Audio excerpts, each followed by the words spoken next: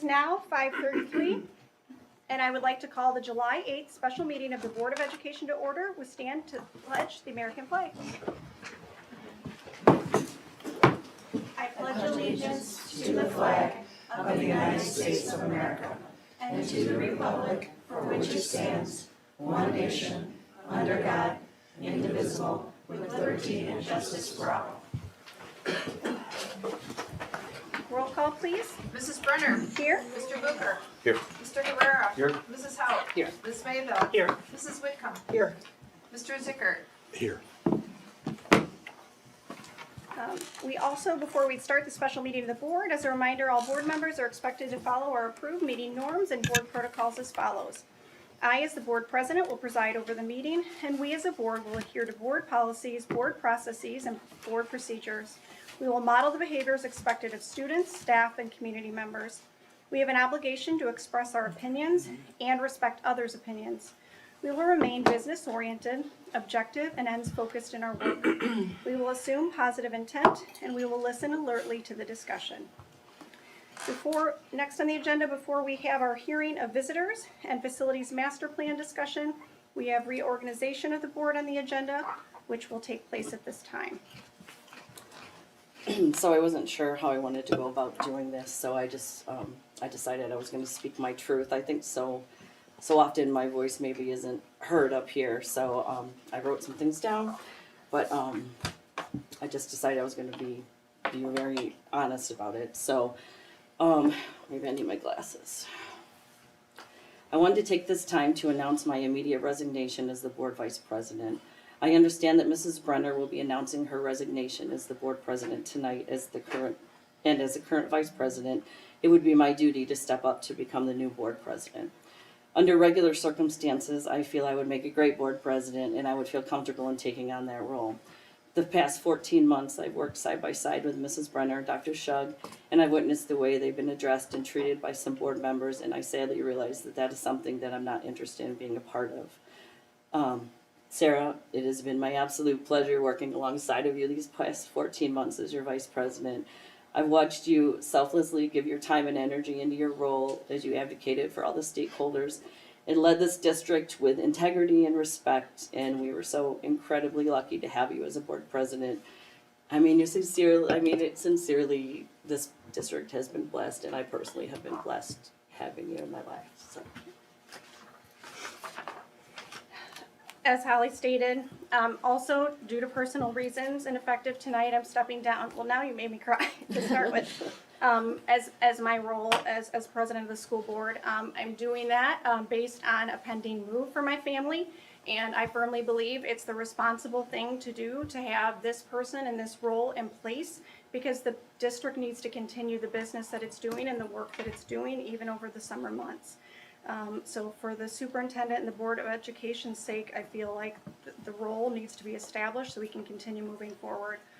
My family is moving. I have a new opportunity that I took on, and I'm going to be the executive director of schools that I just started this month for Rockford Public Schools. When I initially ran, that was not the intent. My husband has worked his entire working career in Rockford as well. It just makes sense for our family at this time. Again, I ran for the board because I wanted to make a difference for the betterment of this district and continue the work that I was able to do as a district employee prior to that time by making an impact to students, staff, and families for over 20 years that I've been a part of District 100, from bilingual teacher role, reading specialist role, EL director role, principal role, and quality assurance role, and finally president of the school board. I've always during that time sustained integrity and high ethics, and there's nothing shady in relation to that work.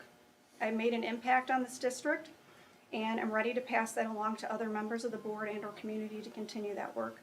Additionally, after tonight, even if Holly were to step up into this role, which she doesn't want to do at this time, there would still need to be a reorganization, again, which is why I deemed it responsible to have that discussion and added to the agenda for this evening. So at this time, Dr. Shug will facilitate the process of re-election for officers to fill the position of president, and once that position is filled, the new president will facilitate the process and the re-election for officers to fill the vice president, preside over the meeting this evening. Can we get any background on this before we start? like, for instance, if, is the only reason we can do reorganization, because I've read Illinois school code, you have 2 times you can do it. We don't have a policy to do the exception. So it's when you have an election by every odd numbered year, essentially.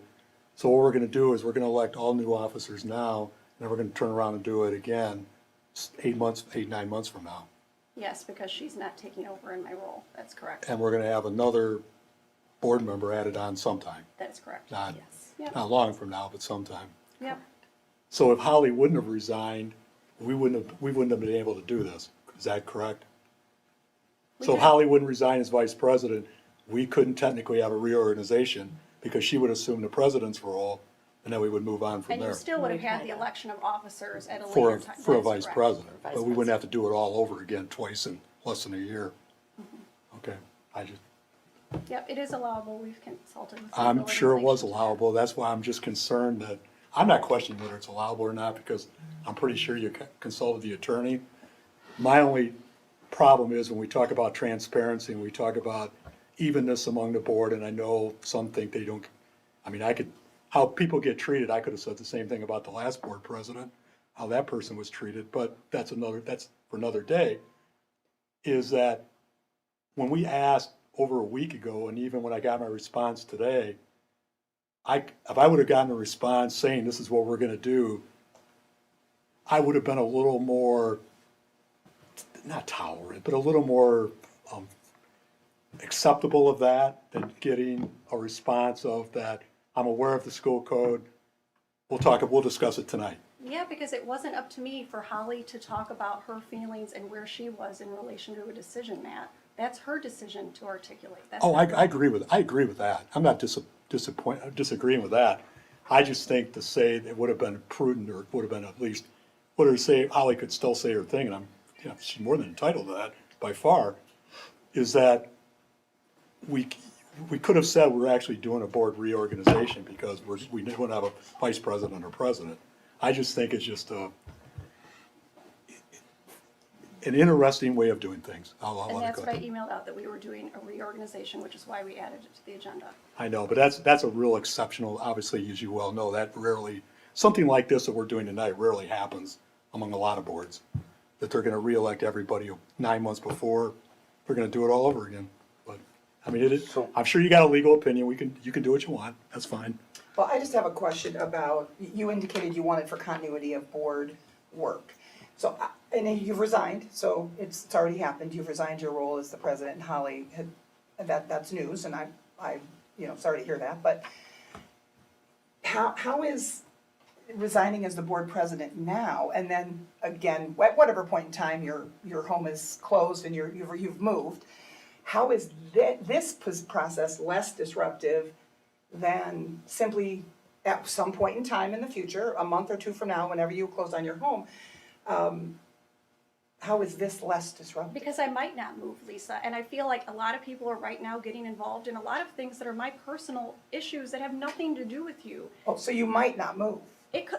Oh, Lisa, okay, I'm sorry, you just stated Yeah. again, and you Yes. shared with us I that you were am moving it. pending sale of my house and pending purchasing another house. There is a scenario where I remain on the board, so that is the Okay. reason. Okay, so all right, I hear what you're saying, but I guess I would further then say, if you might not move, you've effectively served for 14 months, why wait?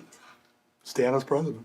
Stay on, I mean, you And you I could, do, right? I mean, I do I think think- everyone would agree that you've effectively led the board. I mean, whether we agree with, whether, I'm not speaking for myself, whether I think it's, I think you've been an effective president. I just don't see the need, there's still a window in which you might not move.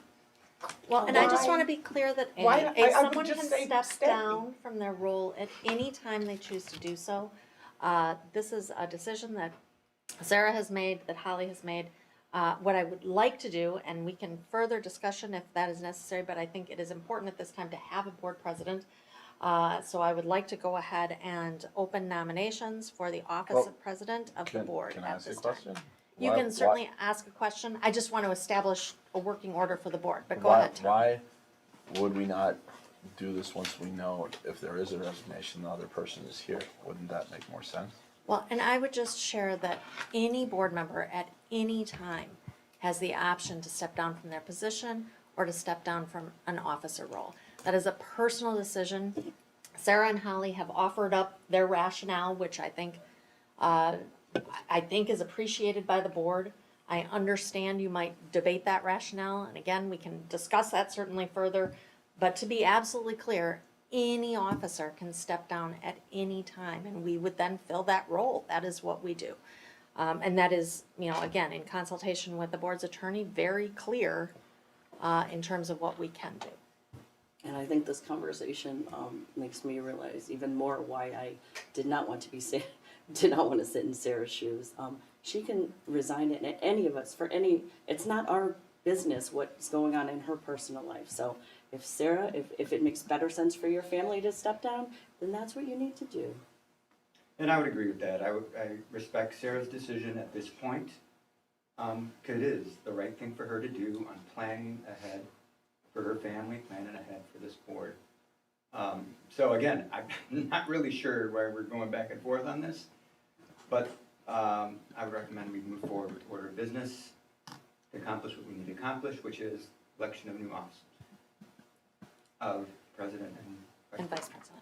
So at this time, nominations for the office of president of the Board of Education are open. Are there nominees? I nominate Matt Zickert. Second.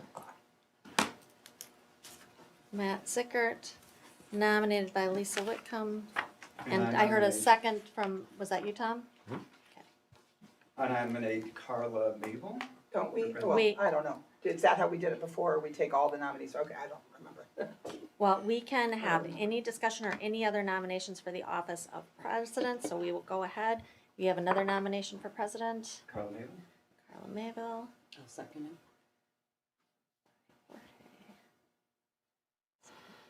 Holly. Okay, and then, any other nominations for president?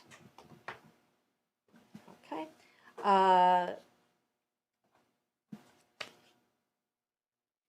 so we need to, I have a motion to accept the nominee of Matt Zickert for president, as the remainder of this term.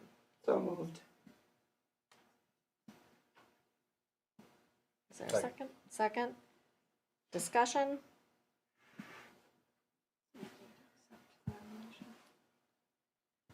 Do you want to accept that nomination, Mr. Zickert? You Yeah, don't have we'll to, go, ma'am. we'll go You through, don't want we'll to. go through the motion. Jen. Right, it's just, We'll go it's through the just, motion. we're just going through the motion. Okay.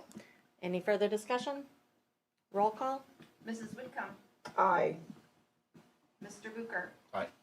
Mr. Herrera, No. Mr. Zickert, Aye. Mrs. Hauk, No. Ms. Maybell, No. Mrs. Brenner. No. Big surprise. Okay, motion failed. Do I have a motion to accept the nomination of member Mayville as president for the remainder of this term? So moved. Lisa, and a second by Mr. Herrera. Ms. Mayville, would you like to accept that nomination? I will. Okay, discussion? Roll call? Mrs. Whitcomb, No. Mr. Herrera, Aye. Ms. Maybell. Aye. Mrs. Hauk, Aye. Mr. Bucher, No. Mr. Zickert, No. Mrs. Brenner. Aye. Okay, motion passes. It is my pleasure to declare member Mayville as your newly elected president for the remainder of this term. At this time, I would like to invite member Mayville to take their seat next to me, and I will turn the meeting over to her. No, you are totally fine.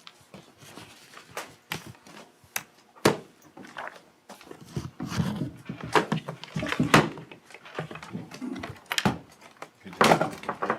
Swap it out for- They have Christmas meetings. Like, come on. I'll never listen to that again. Ms. Mayville, here is the script that walks you through the next steps for vice president. All right, at this time, the nominations for office of Vice President of the Board of Education are open. Motion for nomination for Vice President. I nominate Holly Hauk for vice president. Do I have a second? Second? Are there any more nominations? Okay. Discussion? Second only to the meeting that was held at 7 a.m. to extend a contract to House Log is the lack of transparency and completely, it would appear, and again, my words, completely calculated way in which this has been done to completely circumvent the possibility that a newly seated board member, in the event that, in fact, Ms. Brenner resigns completely from the board, has any ability whatsoever to participate in leadership or to participate in the selection of leadership. So I don't know how you find this to be an integrous process. Any further discussion? I will say in my 40 years of education, and I've been to a lot of board meetings, more than anybody in this room, this rates as probably the second most non-transparent, interesting activity I ever saw, compared to the 7 o'clock in the morning when I came on the day after Christmas at 7:30 and found out we had a board meeting when I was the assistant superintendent. I didn't even know about it, which we had here. And I came at 8 o'clock, the board members came up, and I thought, that was pretty interesting. I think a lot of people around the table here did too. But it doesn't top that, but it's rates right up there. Can I still nominate Matt for vice president? Sure. Is there a second? Any second?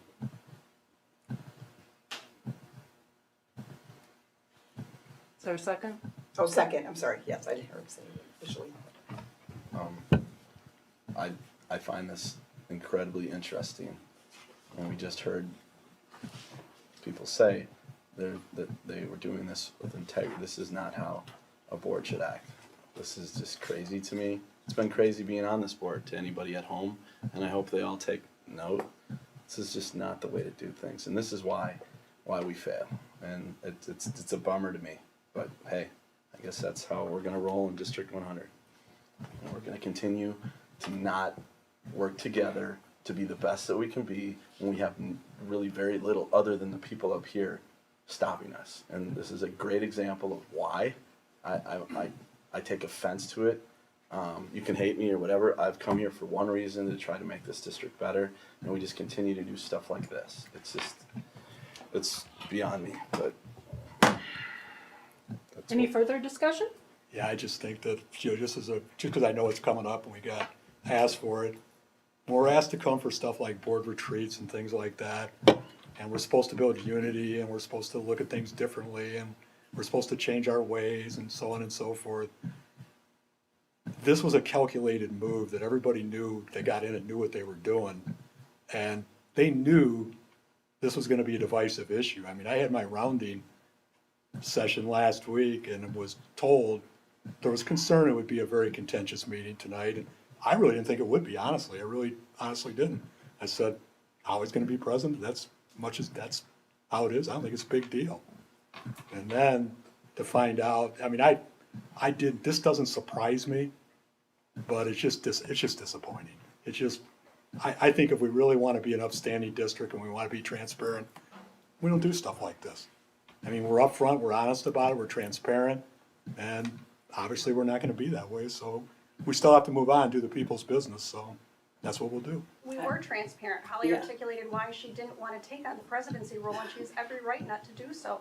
And I have every right to support my family and not continue on the Board of Education, and that's no one else's business. I said more than I even had to say. I guess we'll have to, as Jorge said, agree to disagree, or we'll just have to see it Yeah. differently. Agreed. So, that's fine. All right, roll call, please. What was the? Oh, I'm sorry. No motion yet. I thought we had a motion. Well, we had nominations. Had a so I'm nomination. ready to do the motion Okay. officially. Okay. Do I have a motion for the office of vice president? For Ms. Mayville. She was Or nominated. Ms. Howe. For Ms. Howe? Oh, I'm sorry, yeah. Do I have a motion to nominate, or for Ms. Howe to fill the role So of vice moved. president? Oh, I'm sorry. So moved. Second. Further discussion? Roll call. Mrs. Whitcomb, No. Mr. Herrera, Aye. Mrs. Hauk, Aye. Mr. Zickert, No. Mrs. Brenner, Aye. Mr. Booker, No. and Ms. Mayville. Aye. Motion passes. 4-3. Alrighty. Moving on. Public comment. At this time, members of the public and employees of District 100 may make public comments. As a reminder, any person appearing before the board is expected to address the board only at the appropriate time, follow the directives of the board president to maintain order and decorum, identify oneself, limit your comments to 3 minutes, and conduct oneself with respect and civility toward others, and otherwise abide by board policy 830. Did anyone turn in a sheet today? No one turned in a sheet. Is there anyone who would like to speak? Ms. Taylor.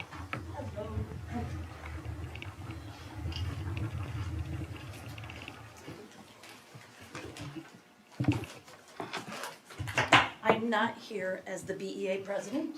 I'm here as a constituent. Summer for me is technically just beginning because I've had conferences and babysat my grandson for a week. So this is the first week where I'm actually sitting down doing stuff that I want to do. And one of the things I do is evaluate my house cleaning, my maintenance schedule, what needs to get done, what doesn't need to get done. I do that yearly because this is the summer when teachers do clean out their closets and do whatever to their yards. Not everyone does this. They may fix things as they go or as needed, but things like fireplaces are safer and washers last longer when routine maintenance is done on a schedule with a plan. Or you may have a fire, like we did. We had just bought our house, and we could blame the previous owners for not doing the previous maintenance, but in the end, it just plain didn't matter. We needed to get our house fixed. When they were fixing it, we wanted a new deck after the fire. The deck we have is kind of dangerous. It's not in really good shape, and everyone knows we need a new one. But code called for new banisters, which had nothing to do with our fires. And they would not let us occupy the house until we put a banister into the basement that had nothing to do with the fire, and another new one to go upstairs. We wanted to fix the deck, but we had to prioritize. My husband's retiring, so we've got a priority of a lot of list of items. One of the big things that we had to decide early was about siding, because I don't like the siding on our house, and my husband does. He loves wood siding, so do woodpeckers. And so when I finally said, fine, we'll just keep the siding, let's get someone in to evaluate how expensive is it to fix the siding and to patch the holes. And they said, no, you're gonna have to get new siding. We were literally gonna have to replace every piece of wood siding anyway. So now we started to rethink things. We're getting fiber cement, it'll look better, no woodpeckers, it's safer, the value of the house will go up, insurance costs will go down, and it won't catch on fire. We didn't have to buy this house, we chose to buy this house. We also have to choose our contractors, and this is where contention come in about listening to the people you hire. My husband hates anyone I hire. It doesn't matter what it's for. If he didn't pick them, he will find something wrong with them no matter what. And if he picks someone, they could do 47,000 things wrong, and he's still gonna let them keep working on our house. And we have to learn how to work on that. In the end, we have to determine what our priorities are, what our plan is, and we have to do it with cooperation. And I am hoping very much that you guys take this really extended metaphor and use it for fixing our district with our facilities. We need to have our priorities, we need to have a plan, we need to realize there are things that are not sexy to fix, like air filters or air handlers, is that something like that. Just like putting banisters into my house. And so I'm just hoping that you guys, I mean, obviously, we just had an interesting situation that I had no clue about, but I just hope that you guys will be able to work together and identify your priorities and make a plan so that the community knows what we are doing and why as we are going forward. Also want to share that I was at the Yankees game in New York when Ben Rice hit 3 home runs. Thank you, Ms. Taylor. Is there anyone else who would like to address the board? Alrighty. Next up, at this time, I would turn the meeting over to Dr. Shug to lead the facilities master plan discussion. All right, thank you very much. So we are very happy this evening to have representatives from our architect team here to walk through a presentation. The presentation was really built around the 10 questions that came to us from the board to try to navigate what those next steps are going to look like for our facilities master plan. So we're going to have our team walk through those responses to each one of those questions. I really asked them to be brief, give us a very broad overview. I know the board has had a chance to look at this information, and then we really wanted you to have, once you've heard it, which I know is very different than seeing it, to give you the opportunity to ask any questions that you have and to help us walk through those next steps accordingly. So with that, I'm going to turn it over to our team to introduce themselves. You may sit or stand, whatever you feel most comfortable doing. Why don't we stand for a bit? All right. Okay, perfect. So I'm Amy Yurka again. I feel like we're all familiar. We've been in front of you several times. I am an educator. I'm also an architect. So again, I bridge the gap between those worlds. I'm trying to help sort through the district's issues, but with an eye towards education as well as architecture. And I'm John Pfluger. I'm a design principal with Cunningham. So we have collaborated with Amy on this project, as well as Andrew with Larson Darby. And we're here to answer some questions for you. We're excited to be here tonight. And Andrew, did you want to introduce yourself as well? Sure, I'm Andrew Macklin, as John introduced me. Been more focused on the assessment piece of the project here, but excited to hear what directions we go tonight. And also going to be speaking tonight will be Sean Winters and Joanne Armstrong, filling in some of the district level gaps, and I'll also provide some information as well. Again, all of it's captured in the PowerPoint, which is also available in board docs for anyone in the public who wanted to take a look at that as well. Perfect. So thank you for giving us the structure of the questions. So we've structured this, exactly to respond to all the 10 questions, and hopefully we'll answer those issues for you. Again, there's a lot of detail on these slides, so feel free to look at the advanced copy that you have. One of the first question was, what are the specific recommendations for the central office building? And the reference is to what's going to happen to the central office. It really, with that particular slide, was about just meeting the warm, safe, dry. The code requirements, the mechanical systems, all of the things that were included in the facilities assessment report. And we've included the page numbers if you want to look at all the detail, but just to give you the skinny, there's examples included on the slide for what was intended to be to happen to that building. So without going into too much detail, it's just the technical aspects of that. The second question is about how to move forward with Perry Elementary School. What are the short-term options and long-term options? And essentially, the idea there is you need to pick us directions, and then we can work out what the steps are. I know there's a little bit of chicken and egg thing happening there, but we wanted to outline this in terms of a decision matrix. So what we have is Perry Elementary School, you had to decide close or keep open. You've decided to keep it open. So we're going to stick on the green box and look at those options and go through the different tiers of decisions to make about how to address the needs at Perry. We have tier 1, 2, 3, 4A and 4B, which will show you a bit more detail.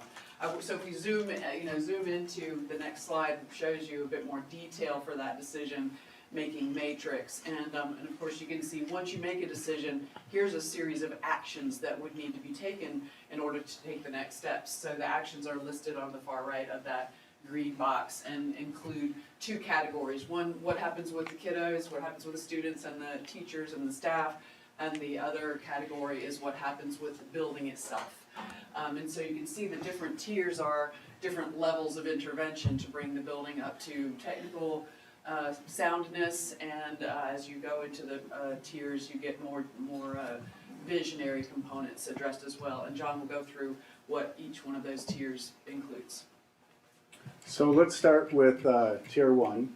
Now, Tier 1 is simply addressing the facility assessment needs of the school that are highlighted in the facility assessment report. There are no improvements to the classroom environments other than just maintaining things as they are. So it's a status quo. Including the railings. Including the railings, yes. All the railing things are taken care of.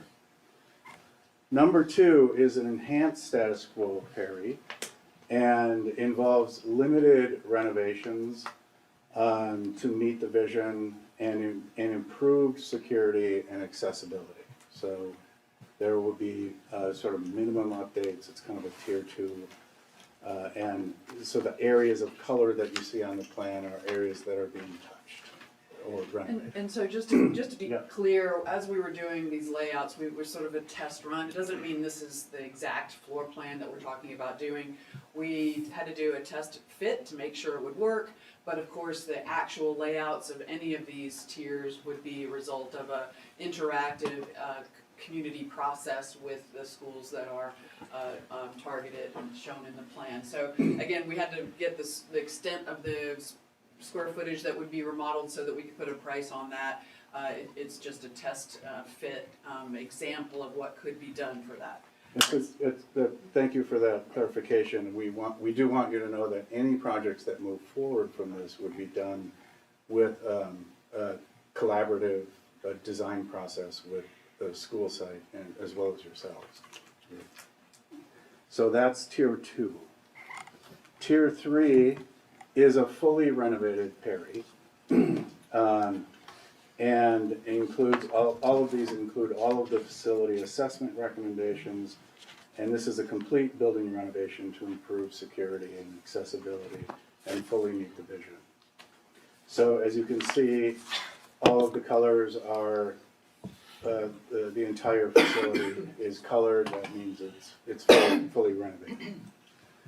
Now, we were very interested in listening to the discussion about Perry closing or remaining open.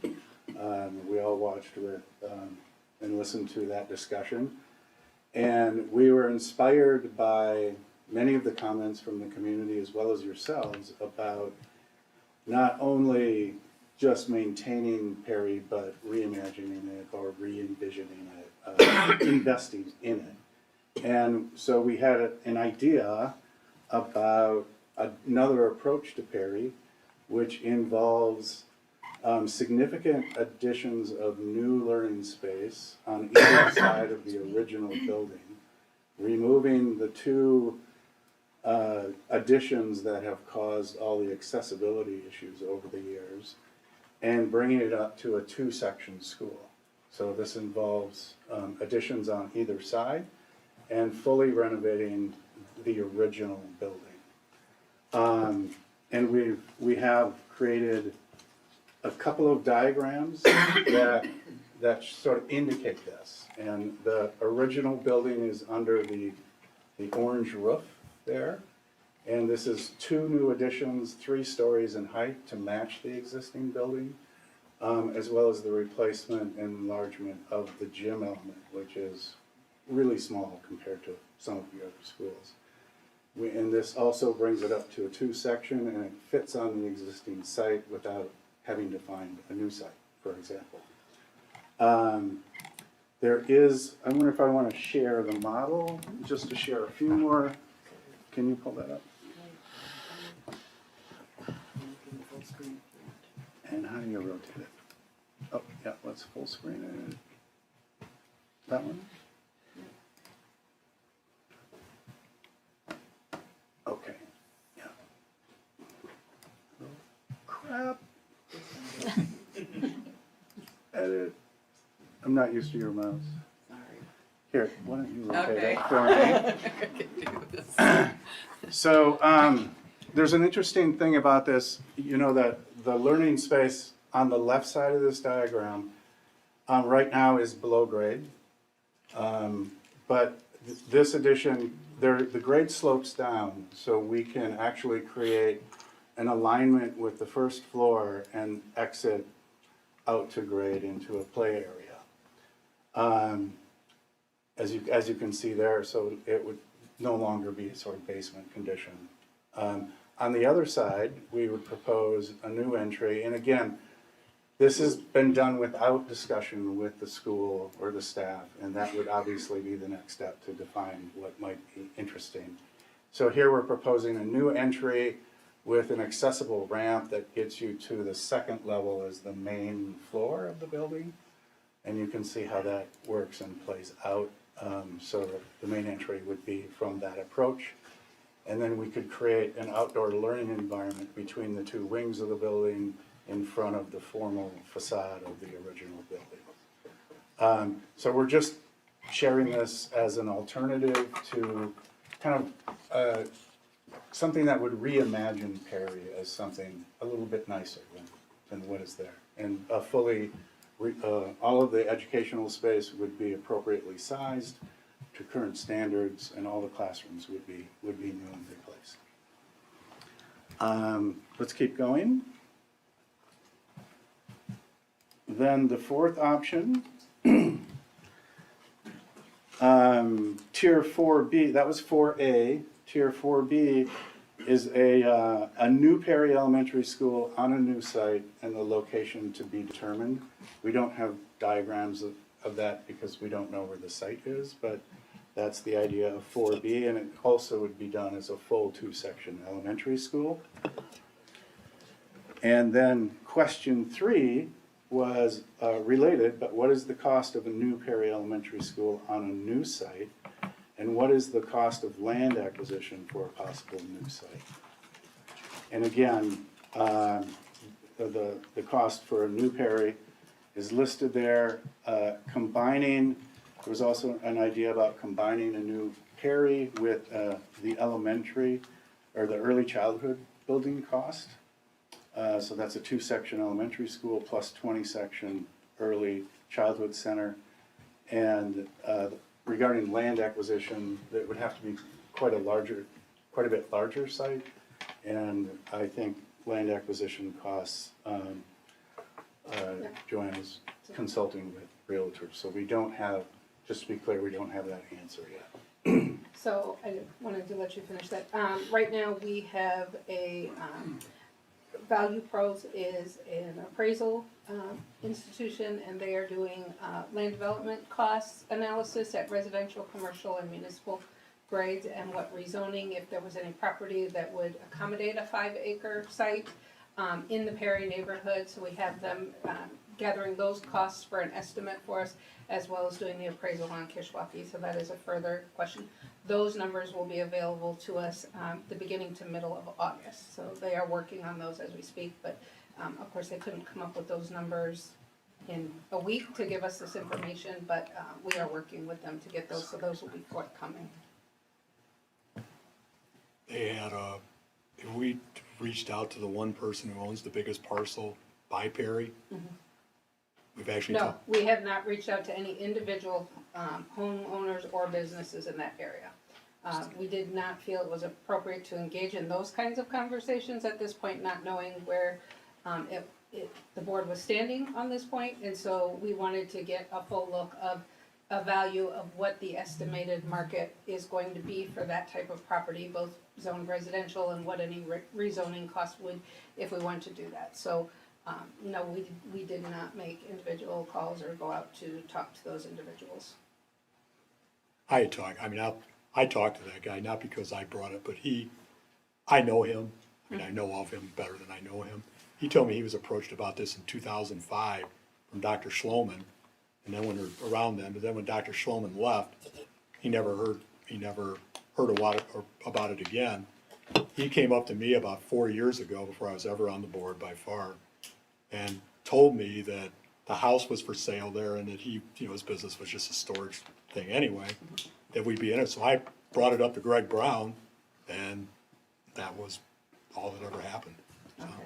Well, I can just attest to what I know, and I've done some random searches through what I have access to of Greg's old files, and I don't see, I have not been able to locate any appraisals or any evaluation statements for other than what we had on the North Campus for when we were buying on Beloit Road is the only assessments that I could find.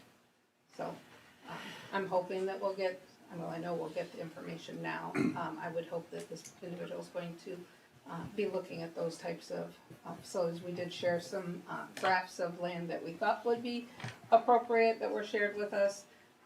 But at this point in talking with Dr. Shedd, I was not comfortable reaching out to individual homeowners or businesses to solicit that to give any implication that this was what we wanted to do. I took this upon as a fact-finding, let's get some information before we decide if we want to go down that route. So if I understand correctly, Mrs. Armstrong, we're evaluating different options, one of which is what Mr. Zickert referred to, and there's other options that we're evaluating, potential costs before we approach anybody about possibly acquiring those parcels. I think that allows me to give information to the board to decide, make a more informed decision on what routes we want to look and if we want to engage in those conversations with property owners. Do we have a general estimate of what we believe a range of property acquisition costs would be? Not from whom or where, but general price per acre or price per parcel is the going rate in Belvedere? Do we have anything like that? That's what Not this yet. gentleman is going to be doing Okay. in the Perry neighborhood, because we are very specific to keeping Yeah, it in keep this it Perry neighborhood. Because the average land cost could be very different across the district boundaries, so this will assess what we estimated a need based on the drawings is for this early childhood and Perry reinvention site. I don't know what else to call it, sorry, but that we would need approximately at least 5 acres to be able to put a building that size with playgrounds and parking and all that. So that's what we're kind of looking at for space required and have them kind of give us some estimates of what that land cost would be. That's just why I was curious, because I mean, there's gotta be less than a handful of places in that neighborhood that are that would be 5 acres. And that's, we did provide him with the maps of what we thought would be viable places, but again, not wanting to approach individuals, it just seemed like this was the more holistic way to go through it. Question 4. Question 4, thank you, John. Question Keeping us 4 moving. was about projected enrollments at Perry Elementary School and how we might look to increase that enrollment if that is appropriate. Our projected enrollments right now for next year are 149 students. It's 149 students that have registered. We do anticipate we will have more registrations as we get closer to the start of the school year. How does that break down by grade level? In kindergarten, there you can see we have 20 spots filled out of a possible capacity of 25, and that's how all of those numbers go. You can see, for example, in kindergarten, we have 1 section. In first grade, we have 1 section. In second grade, we have 2 sections. Third grade, 2 sections. Fourth grade, 2 sections. Fifth grade, 1 section, okay? And how that breaks out. I'm gonna talk through some of these other options, and then I'm gonna see if Dr. Johnson has anything that I missed or misspoke about. If I could just highlight, that's the reason a 2-section school makes sense for that, because it's neither here nor there, right, as it is now. It'd be a little bit, it would be more equal to the other schools if it were a full 2-section. We Sorry. certainly agree, and in order to capture that 2-section, the question is how would we increase enrollment? Yeah. Because currently the enrollment is not dictating a 2-section school. So options to increase that enrollment might be to allow families to opt into Perry Elementary School. We had done that previously. We had some choice for Perry families. Previous enrollment had been closer to 250 when that choice was an option, so that would be a possibility. We could add EL support to serve our current population at Perry that currently needs to be served at Seth Whitman Elementary School. What does that look like? We would need 6 Spanish-speaking teachers with an addition of 4 overall FTEs. There might be a disruption here to students and families that are currently served at Seth Whitman, as well as staff at both Perry and Seth Whitman. Is that an impossible thing to overcome? Absolutely not, depending on how, if the board chose to do this, how they wanted to roll that out as well. If we look at the next slide, additional options might be to pursue a magnet school, an IB school, a STEM school, a different option. If we were gonna do that, my recommendation there would be to do a research study, as we have done in the past, to determine that best route to pursue. Again, here, depending on how we rolled that out, there may be disruptions to students, staff, and families that are currently being served at Perry Elementary School and may not want an IB school. So there would be some work to do there. Again, depending on if the board chose this pathway, there would be ways to navigate some of that disruption and minimize it as well. We could choose to redistrict to expand the boundaries of Perry Elementary School. Currently, the boundaries at Perry are based on walking distances because we do not provide any bus transportation. We could pursue a demographic, the support of Davis Demographics to do a redistricting study for us with recommendations if we wanted to move forward with this option. I didn't indicate it here, but I think it would be very fair to say that this could also create some disruption, certainly to families that are currently served in other schools. I think like we talked about when we talked about the possibility of a Perry closure, we'd need to really work hard to make sure that we were creating as much continuity for our current students and families as we possibly could if we were going to look at something along those lines. And that brings us to question number 5. Can I jump in with just? Yes, oh, I'm super- sorry, Dr. Johnson, You're I okay. meant to go back to you, No, yes. you're fine. So, the open enrollment option is probably the most natural initially, especially because it's going to take a few years to get this done. A lot of the other options begin to kind of force families over during possibly a period of construction and disruption. The EL one, we are always searching for Spanish-speaking teachers throughout K-12, so that one potentially is a large ask. But with that one, we do have families that have been in the dual language program at Seth Whitman for years. And in speaking with our director of EL, it would have to be a move of all levels over, which could force families leaving Seth Whitman that they've been very pleased with and asked to come over. So some of these, we could also do one, get the construction done and reevaluate based on numbers. So there's different potential options there to do as well. Thank you. So for question 5, it was asked to provide information on Kishwaukee and what the cost incurred for District 100 for us to continue to own the facility. So currently, we're spending approximately about $130,000 for operating Kishwaukee School. That is offset by rent and reimbursement of some of the expenses from the tenant. So as far as the annual cost, it's not cost prohibitive by any means for us to keep Perry as a district building. However, that continues to keep us in the landlord business. The problem that we're facing is that deferred maintenance and those things that are not in the agreement that they would be reimbursing. So when you look at the needs assessment, which goes into the next slide a little bit, talks about the $6.7 million worth of deferred maintenance and ongoing routine that needs to happen at Kishwaukee. Which would include replacement of doors, replacement of roof, the masonry, the parking lots. Those types of things are not in the lease agreement that they would be paying for. Those are for us to maintain. So keeping the property would require us to look at a much larger investment into Kishwaukee and that decision if we want to continue to be landlords or if we want to sell the school. Those facility improvement costs are highlighted in the assessment report on pages 126 through 132. As I said earlier, the sale of the property we're getting it appraised, which will be an indoor and outdoor complete appraisal of the building. We expect to have that done the first week of August, so that information should be ready for the board by the August board meeting. and we'll share it in the board update as well.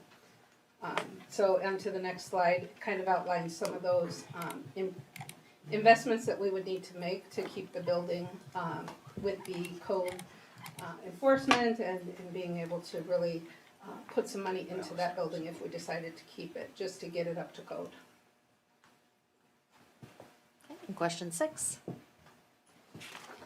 Question 6, there was a question about what is most likely to increase costs, but what might we want to prioritize to minimize funding? For example, if we complete bathrooms at all schools, would we experience a cost savings versus piecemealing those next steps? Bottom line is everything's gonna go up over time. The more you can put together in one package, you're gonna save by just economy of scale of having more done at once. And the longer you put things off, the more things are gonna go up. I don't really know, I don't think anybody has a crystal ball to be able to say what is going to be going up over the next few years. If it's gonna be copper, is it gonna be mineral insulation? It seems to be hit or miss on all of these little bits and pieces that, you know, disrupt our workflow for projects. Just last week, there was a disruption in mineral fiber. One plant shut down, you couldn't get it, nobody could get it for their projects. So it's impossible to predict, but the more you can do upfront, the more you can save by having a larger scale of economy. And that's a practice that we do now. For instance, my plan is currently that when we replace a parking lot, a significant parking lot, that we will include the hard clay surface out of Caledonia. Because you get a much better deal when you put those projects in one pot. And with the boiler project, all of the boilers for the district at one time is gonna save you money instead of doing it piecemeal throughout time. Question 7.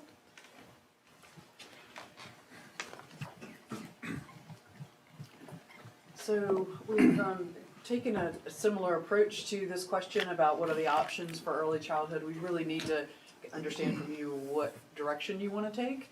We didn't do a full-on decision matrix, but it would be a similar discussion of would you like tier 1, tier 2, tier 3 to move ECE to a single location versus keeping spread out. So those are some of the options that need to be discussed before we can really look at next steps. Keeping in mind that some of the next steps for early childhood, if you decide to centralize early childhood, you know, will cause some domino effect with some of the other schools that have those spaces and then what goes in those spaces. So if you decide to keep them there, there might be still space shortages at those schools. So there is some if-thens there that would need to become part of this. But we'll look at, John will show you some of the tier 1, tier 2, and so forth details. So, tier 1, no change to locations or enrollment. The facility assessment recommendations will be implemented at all of the facilities, so it's a no change option. We're just fixing things and adding balusters. And there's a list of things that are listed there that you can review.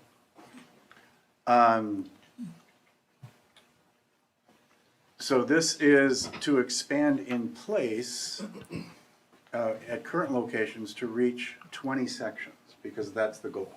So there's a desire to grow early childhood to 20 sections. And so this may displace other classrooms in tier 2 and includes all the work in the facility assessments, but things would have to be sorted out in terms of increasing the amount of pre-K in the current facilities at Caledonia and Washington. So things to sort out. Tier 3 and 4. 3 is a new early childhood facility to hit the enrollment target, provide for future expansion opportunities, site to be determined. But we do have a diagram of it sharing a site with this facility. And you can, I think you've seen that before. So you get a combined central office with early childhood and plenty of parking and play space for the the kiddos. So that's but that site has yet to be determined, which is why we say that. Then the cost, as the pre-K components move to a centralized facility, there will be other costs to then renovate the pre-K space in the other facilities, which actually helps them become more flexible. But it depends on what is done with those spaces that the recommendations either way, and we'll take you through that in a little bit. Yeah, so that was the last one on 7. So then 8, what are the options for expanding Everest and moving the clinic? Again, we've outlined several different directions from which to choose, and whichever direction is preferred, we can begin to make those moves. But as you can see, that there's multiple options for how to expand Everest, all of which require the clinic to be moved out and relocated someplace else. So where else would the clinic be? And so John will walk you through some of those options. Yeah, and all of these presume Everest expands into the full building, of course. So option A, create a clinic addition at this facility. You can see where it's located, and it works nicely and is supported by a separate entry, so it can maintain sort of separation from this facility. Works nicely. Let's see. You're also seeing on the second bullet there some costs for renovating the vacated space at Everest, and that remains constant. We have had discussion with the high school principals about co-locating clinics, and we have a couple of different options. It could be done at BHS, and the costs are relatively the same, and at North High School. And we've just had preliminary, the area is about right, but all of that would be subject to, us receiving direction on where you want to go, what makes sense to you. And the option D. Oh, option D, I always forget that. There was a notion that the clinic could be located off district property. The cost would be totally dependent on what that facility is and whether it needs renovation. Are you renting it or purchasing it? And the degree of renovation required. So I don't think we can answer that right now, but just what makes sense to you. Then Question 9. 9, the options to pursue secure entries at all sites. Again, there's a determination of what level of intervention you'd like to do at each one of the schools, so that we can then plan around that for security upgrades. For example, if you're going to do a full renovation of one of the buildings, you wouldn't want to do the security full on, because then you'd have to change what you just built.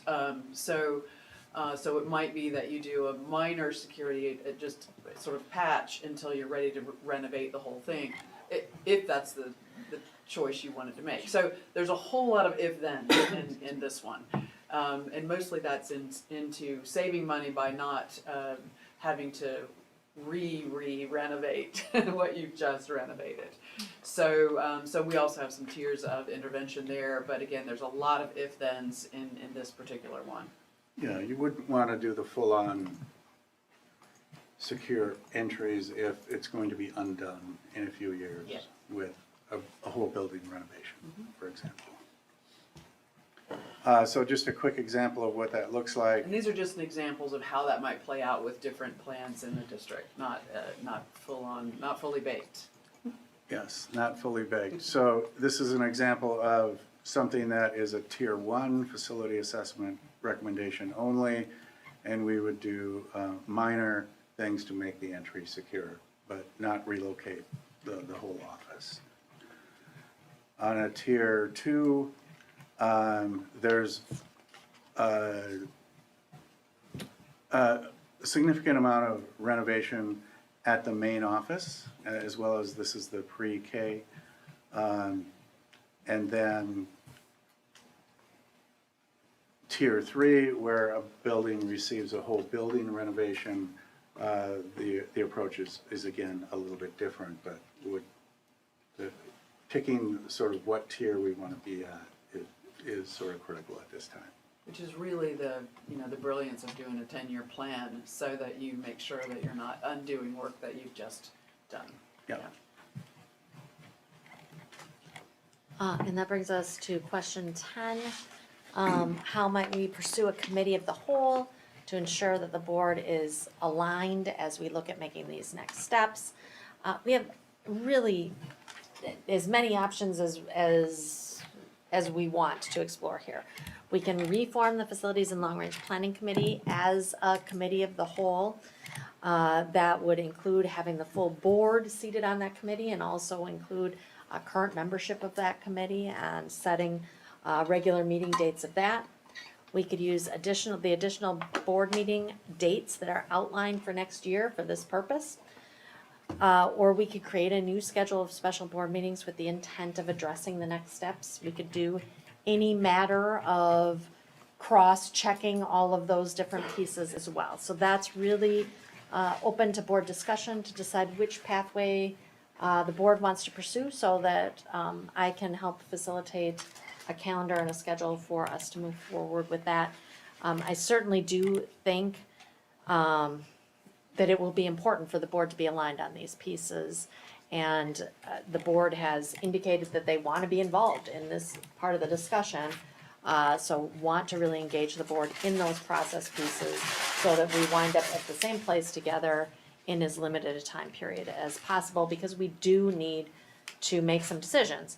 And I think, as Amy very soundly stated, having a 10-year facilities plan is, at the end of the day, going to save us money. We are going to be intentional. We are going to be purposeful in the steps that we're taking to get our facilities across the district where we need to be. Because we know we've spent months talking about deferred maintenance at Perry, but it's not just Perry. We have deferred maintenance across this entire district and real work to be done. We want to make sure we don't ever wind up in this situation again, that we are thoughtful and forward-thinking moving forward. And a master plan to do that is going to be the key. But that being said, there's a very, very large initial investment in getting us down that pathway, and the board has some decisions to make there. So the last slide that we have here is, we are looking for some board feedback on what you heard tonight. Perry, are there things you want more information on? Things you can rule out, or things you want us to consider that we didn't? Same with early childhood, secure entry clinic. And again, also looking for that feedback on that committee of the whole.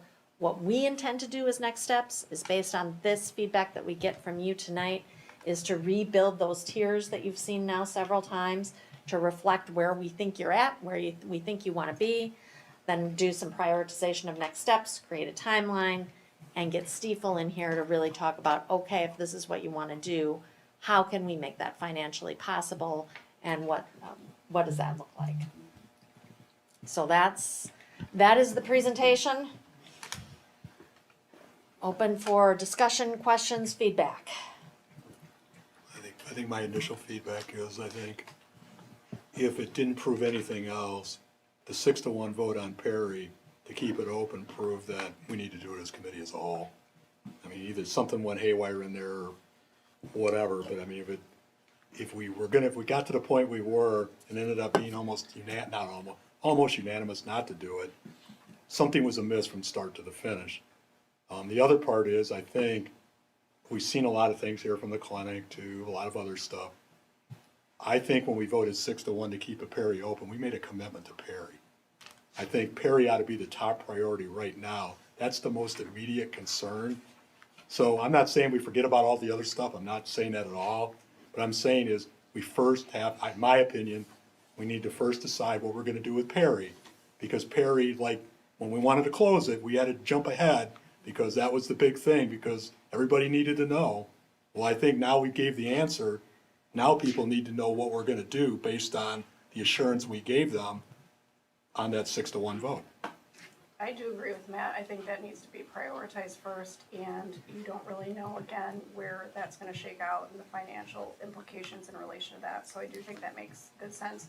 I do have some fear in some of the presentation options with like having lower sections, and then we spend a lot of money and get ourselves in a place where then enrollment does change, and then what? And now are we cutting back on spaces for some of our specialist positions, our sped, our title, those kinds of things would be my fear in relation to some of those, and, you know, it's hard to know in relation to that. So I just, can you clarify that? You're concerned about doing a 2-section site for Well, Perry? some of them weren't that, I mean, and some of the different proposals had like one section, you know what I mean? Kept Okay. like some of it as like a one-section building. Okay, so wanting to make sure we have at least 2 sections. Right, it would be Yeah. difficult if you Yep, put a got lot it. of money in there and did all those renovations, and then we get to a place where now we do have increased enrollment, Got it. and then that becomes a problem, and now are we having to pull? The first 3 tiers were less than 2. Correct, that's what I'm saying, 1.5. right, so then, okay, does now my art teacher lose a classroom, does my Yeah. sped teacher and title teacher lose a classroom, and then that's not good either if we've already made a huge investment financially from Yeah. some of those renovations.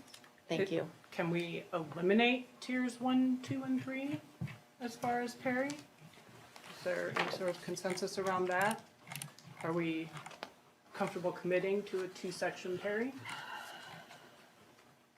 Well, I'd rather see a two-section here, for sure.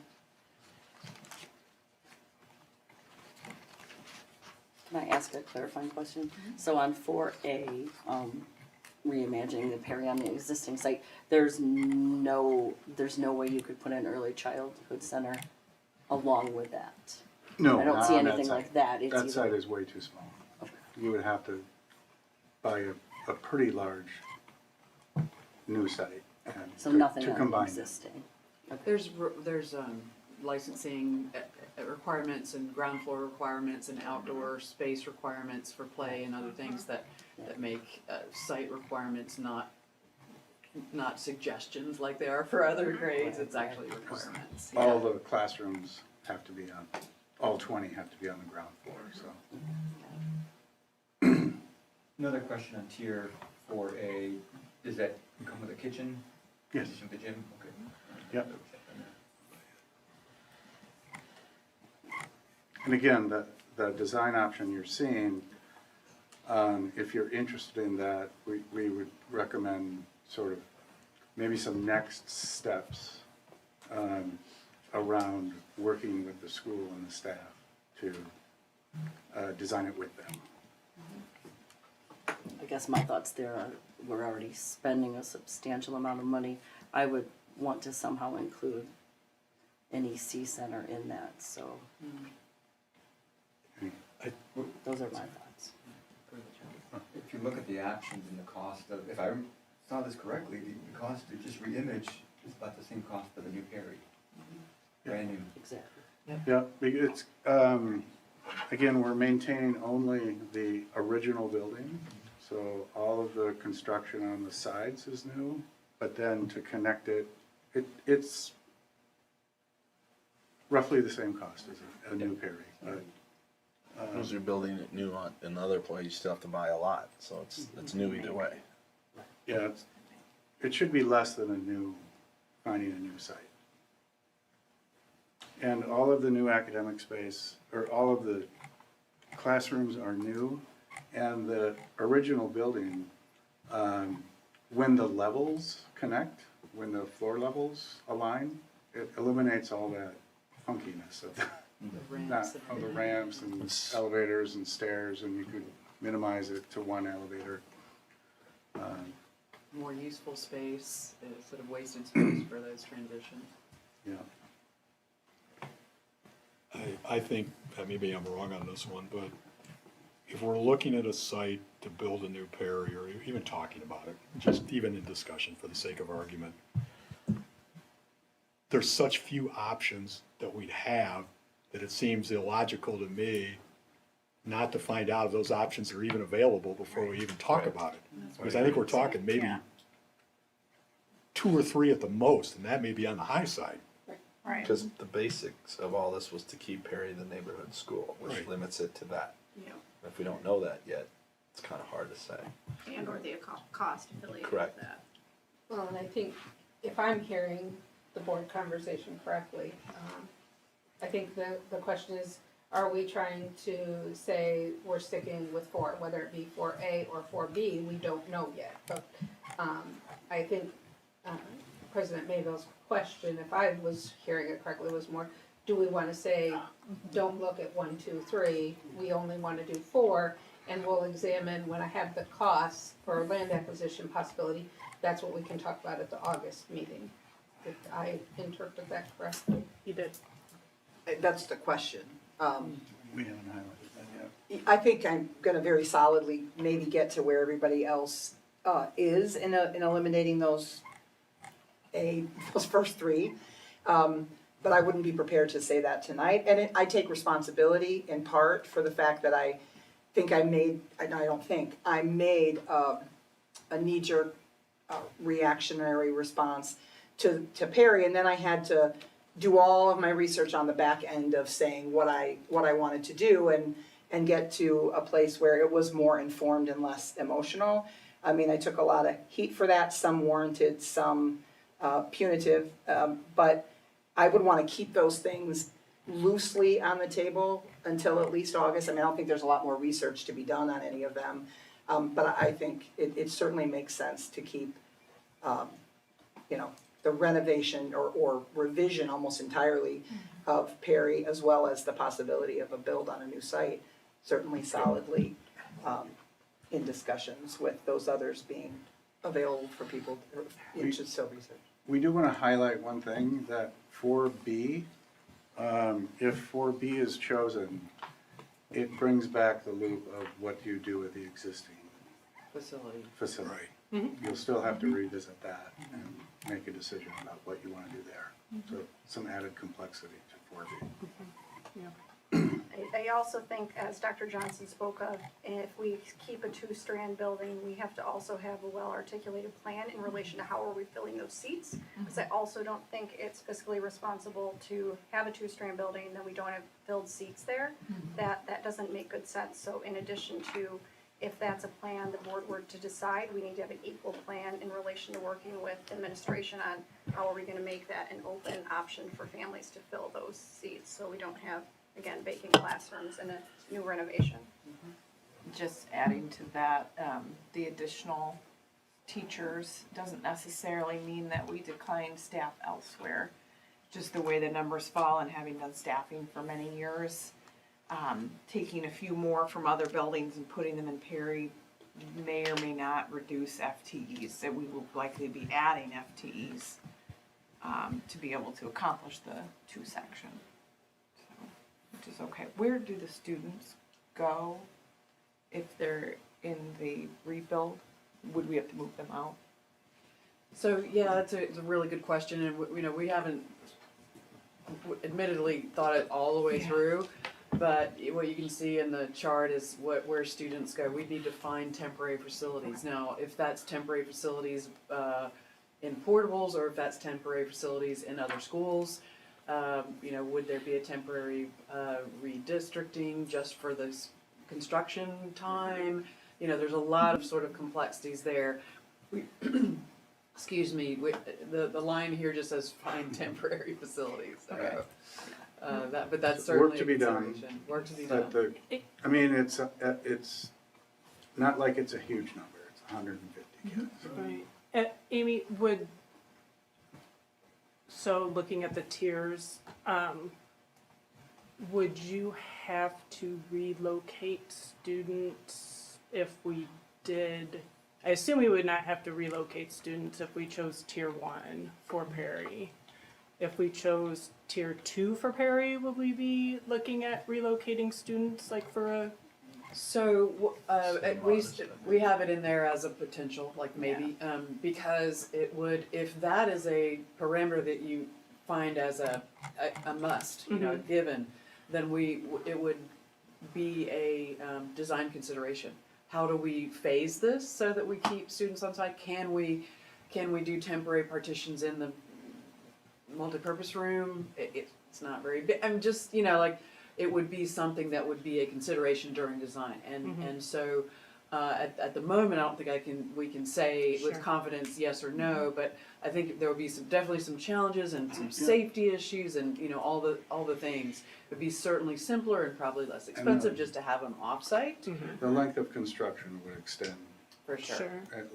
by maybe at least a year. Yeah. And I assume at tier 3, there's, I mean, unless you want to drag out the construction Yeah. for a real long time, you're Right. talking about relocating Yeah. kids. Yeah. We estimate that you would need to find temporary facilities for tier 3. Yeah, and for me, that is part of what will, you know, what informs my decision here. I think it's insane to relocate kids out of Perry for a year to other schools and then zip, I mean, it's only 150 kids, but it's 150 kids who are ping-ponged around. It's crazy. I think that's crazy. So, that I personally am comfortable knocking tiers 1, 2, and 3 out, but certainly, I mean, we're not making any final decisions tonight. I just can't see relocating mass numbers of kids like that. I mean, if we, if we can do that for a year, we could do that permanently. But, so once we talk about tier 4B,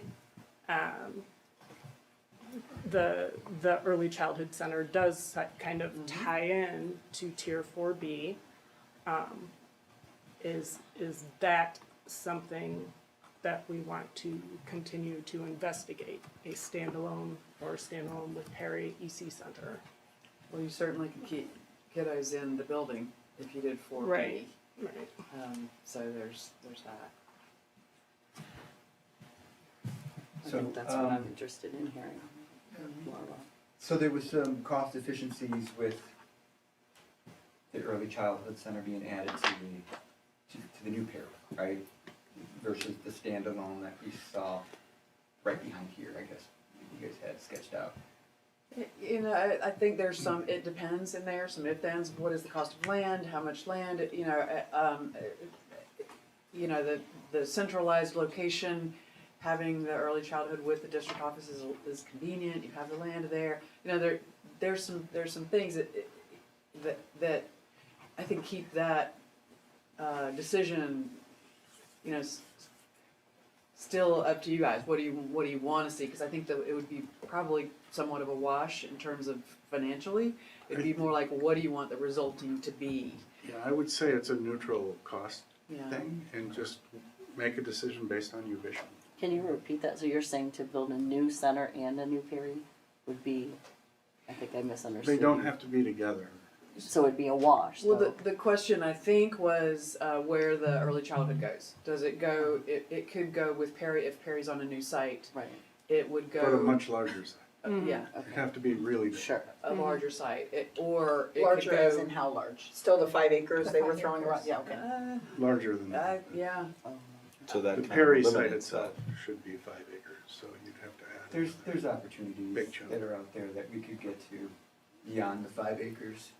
But And I guess I would say, how soon, once we get the appraisal, Ms. Armstrong, and it's shared with the board, the potential cost of land acquisition, I guess the question is, how soon, or when do we go to talking to potential landowners about a possible land acquisition, so we can have a better idea?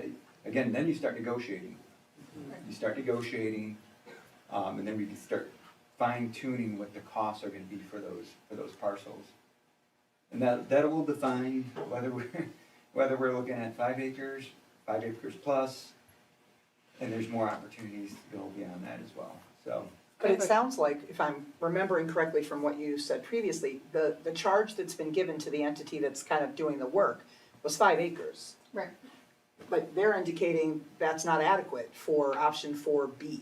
No, 4B is multiple options, remember, it's. Well, 4B, 4B is. I'm sorry, whatever the option is, I'm trying to scroll fast enough. 4B is a new Perry on a new site. Right. And then there's another option for combining The early With the childhood That came- with that came Perry. later. So what were On the, a new site. so all of those appear to be under, yeah, 4B. So what is the land acquisition acreage needed if early childhood is there as well? With a new Perry and early childhood? You're saying it's more than 5 acres? Mhm. And so what we think that would be if that was the option we wanted to go for? Not 5 acres, but 10, 7, 9? I don't think it would be ten, We but can it would get be back more to than you on five, we'll that. get back to you on it. Okay, because it sounds like Joanne needs that information to be able to, And she's how- she's Information specking was out at 5 provided by acres. Steve. Yep. So he Yeah. said, my assumption was that was with the early childhood, so Yeah, if so that was not accurate, then I can I still think that he change gave you that for scope. just the Perry population and really Yeah. so I apologize for that miscommunication. But 20 additional classrooms for early childhood is not an insignificant amount of ground space. So I think. And the parking and the play. Can I ask a clarifying question? So there really aren't economies of scale putting Perry and an EC Center together? That's what I was gonna Yeah, ask the that's same what I thing. was trying I just wanted to Yeah, clarify I that, think that's what I was trying to get. not I don't- particularly? I don't believe that, because I think if they're both done at the same time, you could get the economies of scale, but they could be on separate sites. Okay, They don't have to be together on the same site, okay. especially if you have one of the sites. And what that I mean? limits us a lot less if we separate them, because the EC Center, Right. a You could bid new them Perry this- has to occur presumably within the You could current get the Perry economies of boundaries. scale by bidding them together, Sure. designing and building them. But we could put a new EC Center theoretically on property we already own. It Correct. doesn't have to be in the Perry district. Right, Okay, right. that helps. Okay, Take some pressure off the planning of that. But we're gonna provide some additional information to Joanne that's gonna be more, whatever the right word is, accurate, Yeah, I about Correct. the total acreage needed Correct. for the 2 to be on a single site. Sure, Okay. yes. And does that change the timeline for your ability to, I mean, because you don't know how much longer it would take this individual to expand their search and look at, I'm asking if it, I because we still have about a anticipate month. if I can get what that estimated acreage is in the next And the day or acreage you so, have works, you Yeah. still need to know that for a possibility just of for a new Perry. Perry. Perry, But I finding need to, groups. if they're gonna expand that, if I can get that probably within a couple of Get it days to of you just an tomorrow. estimate, then I don't think it'll affect the timeline. Still be August, yeah. Yeah. And if how you much, look- how much land do we own here that this speculation, or this, not a speculation, but potential idea that it could be, Okay. I don't say added on, because it's not added on to central office, but here, on this site, how much land do we own here that would be available for EC to be built on? It was less than 3 acres, for the whole block.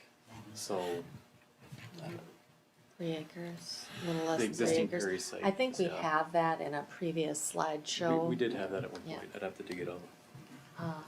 And is there property, is there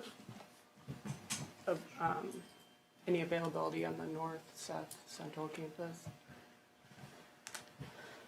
North, south, central. We've not explored that. Yeah, I would want to see that explored, because, North. if we know we have this land here, and I'm not saying that early childhood is not a great investment of the utilization of that space, perhaps it is, and where we land, but we have to think about what other land would remain available within the district for future building projects, right? Should there need to be something in the future within the boundaries of District 100, I think it would be helpful for the board as a whole and to memorialize information about the total amount of unbuilt land the district currently owns. Yeah. That could be built on, right? I mean, obviously, there's portions that can't be, we're not gonna build on the pond at Perry, or not pond, but the water area. There's parts of it you can't build on. Yeah. But, That We would be can smart. do a more complete assessment of all the properties that we owned. I know we were trying to focus on being centrally located, because we thought the early childhood center was gonna really pull from across the district, and we wanted to try to explore an option that was gonna be parent and student friendly. But that being said, I mean, it's certainly worthwhile to see what else we may have available, so we can certainly do that. I also think we have to look at the impact of traffic in that area too. Yeah. That's a city area Yeah. with three entities that Yep. Where we already had It's bad issues enough, with- yeah, it's hard bad enough enough of at Washington Seth, there no. now. Well, I'm talking in Central with The East- South Central. That would The be a EC problem. schedule's Terrible. different. Yes, it is. Okay.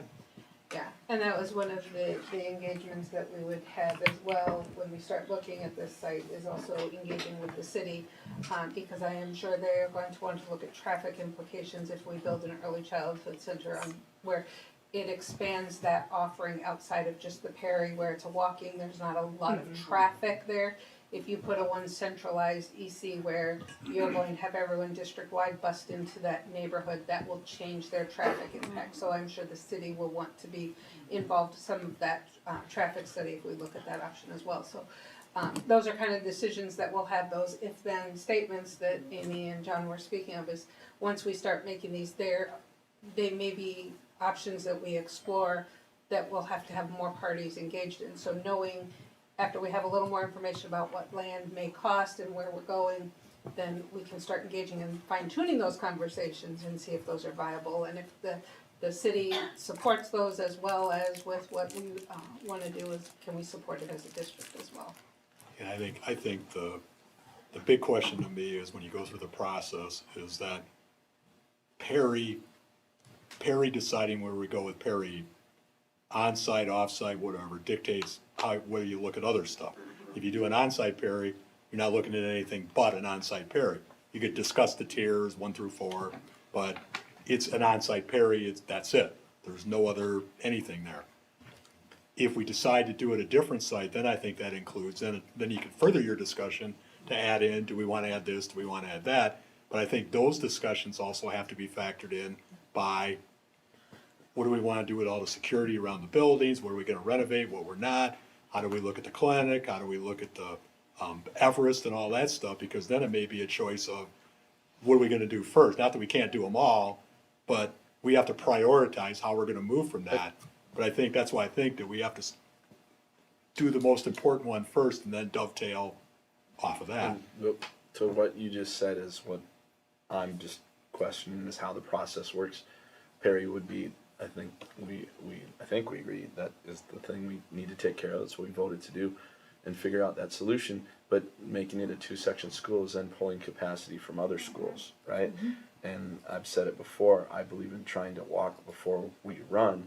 Does that not create capacity for early childhood? Well, we decide, I'm not saying I'm against an early childhood center at some point, but doesn't that not create capacity in the interim as we move ahead and give us a pathway to get to that? We'd have to renovate those spaces though, we'd have And to spend. and I had a question on it, when I looked at the renovation, when they put that on here, it was like 17 million or something. My question was, most of those things listed in there didn't seem 100% early childhood related. Yeah, because it'd have to happen to the But, building itself. but those are things that with were their gonna house, happen regardless, so I don't necessarily, for me, associate that with early childhood.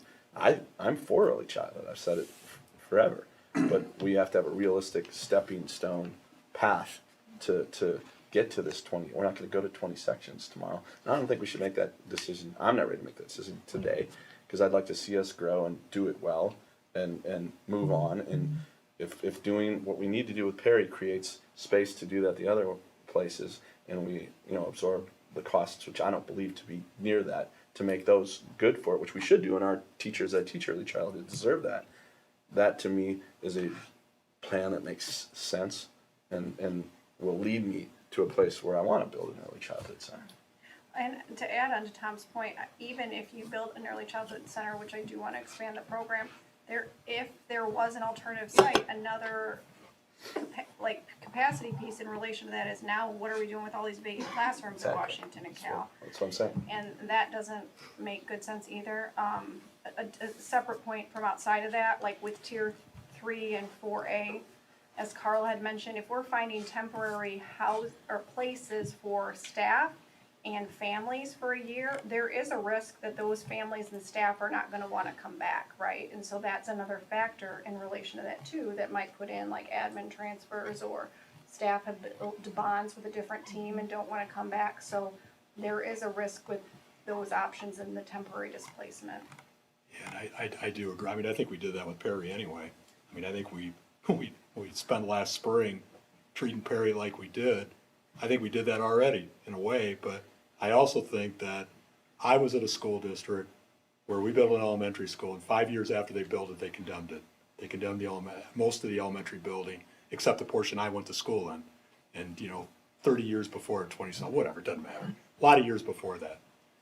So we had to relocate all those elementary kids to different buildings, and we did. But I think the people's attitude is, and I don't think it was, maybe I took it the wrong way, is we can find a place for them then, doesn't mean we have to bring them back. You can do it. There's a lot of things we can do. We could pack 2,000 kids in North, and we could maybe not have too high, I mean, we could do a lot of stuff like that. But it's not really a good idea for a lot of reasons. So I think we have to convince people it is temporary for a set amount of time, and we're gonna hold our word that once this great building's done, wherever it is, you're gonna get to go there. You may have to suffer a little, but the benefit is right here in a really nice educational facility. So there are some classrooms at Washington and at the early childhood buildings where their classrooms are really, really small. And so by taking some of those early childhood out, you can then right size the classrooms that are left so that, there's more equity across the district. So I think, that's some renovation costs, of course, but then you do get more equity in some of those classroom sizes. And the master plan lays that out, how that works. The benefit of the early childhood is it gives you flexibility in all your elementaries that you currently don't have. So it's kind of a big decision.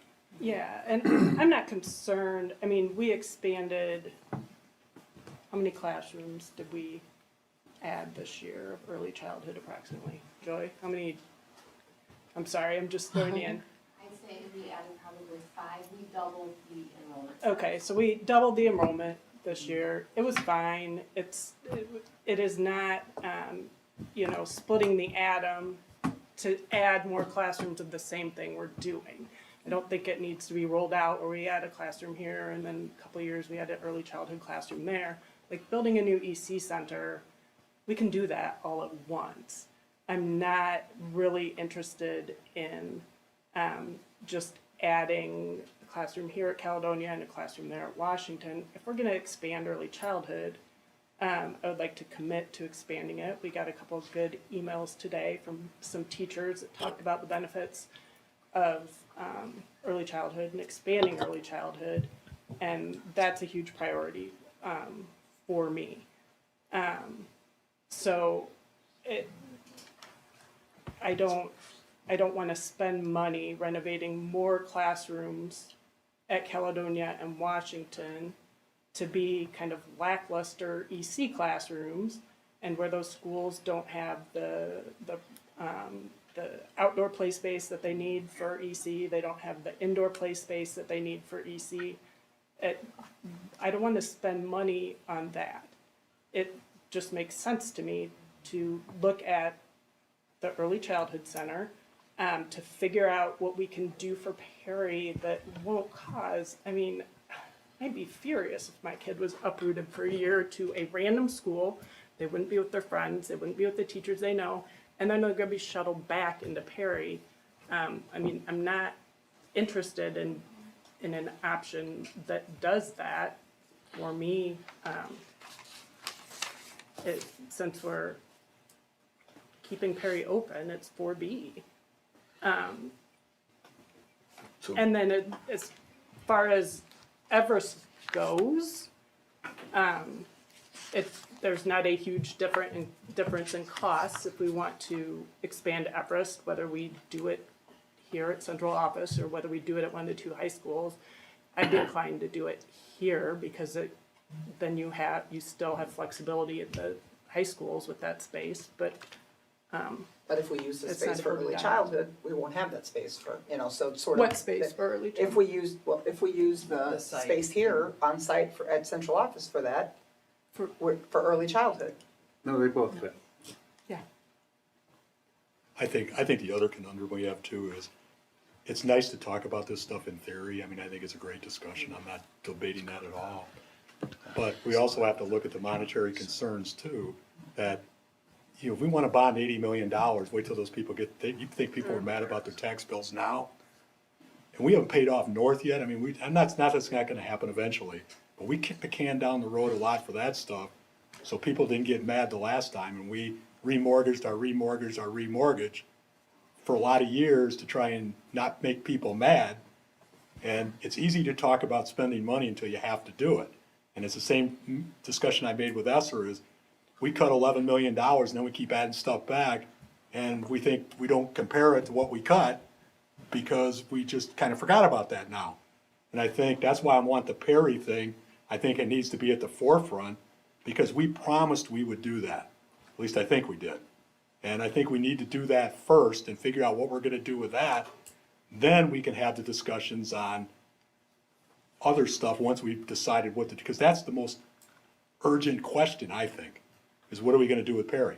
But maybe I misspoke, but the whole early childhood at the present locations, are we not gonna have to do some things there regardless? We don't have a new center to put them in right now. Things are gonna have to be done. There's gonna be costs associated with it either way.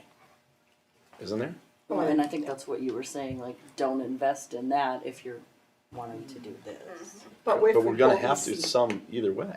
But if we pull EC A little bit out, versus a lot. then I we'll, think it's then we'll the- still have renovation dollars to rescape those classroom, you know, there's gonna be cost, whether we are investing that in early childhood in those buildings, Exactly. or whether or not we pull EC out, which is very much on the table, and eventually have a space dedicated entirely and specifically to early childhood.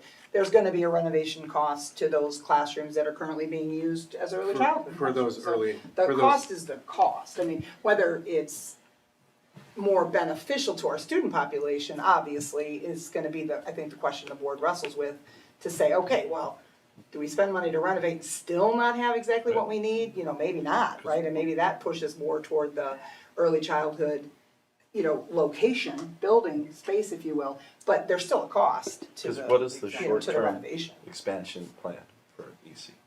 Well, we don't know yet, We don't until we have- That's figure what out. that's, Yeah. you know, because that needs to be known. Well, that's up to us. Yeah. I, Until we Right. figure out, I mean, I don't think there's a whole lot we can decide on, we're keeping some options very, very loosely on the table, and much more likely for those to go away quickly and stay more toward the 4B lane, but then that still has a 4B.1. That's the potential for EC and Perry together. So, you know, we don't know till we know whether or not A land is available, what does it cost? To that end, again, separate, same but different question. You said that we, at Kish, that site, it costs us about $130,000 a year, but that's offset by rent and reimbursements for what they do pay for. Do we make money on top of that? Above the 130 that it cost? I mean, so that's offset, right? So what are we making above the 130? So we're net neutral at, you know, the rent and reimbursements. Are we Their income positive? annual rent is $350,000.